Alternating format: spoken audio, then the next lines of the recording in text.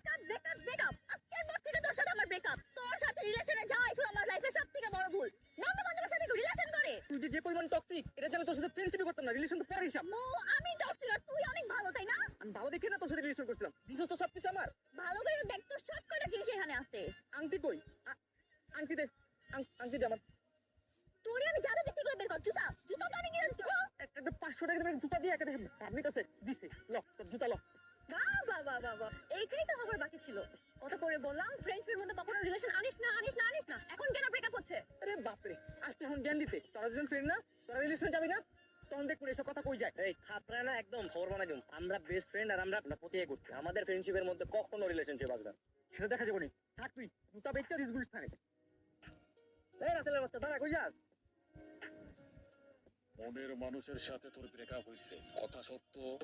Sorry, সেদিন আপনার সাথে অনেক খারাপ ব্যবহার করছিলাম। বুঝতে পারি নাই যে আপনার ভবিষ্যৎবাণী সত্যি হবে। আজকে হারে হারে টের পেতেছি যে আসলে আপনার ভবিষ্যৎবাণী মিলা যায়। নেন, ওগুলো আপনি রাখেন, গার্লফ্রেন্ডে দিয়েছিলাম। এই যে আপনি আমাদের হাত দুইটা দেখে বলেন তো আমাদের ভবিষ্যতে কি হইতে পারে, আমাদের ভবিষ্যৎবাণী বলেন। দুজনের হাতের রেখা এক, ভবিষ্যৎও এক। খুব শীঘ্রই তোমরা দুজন প্রেমের বন্ধনে আবদ্ধ হইতে যাইতেছ।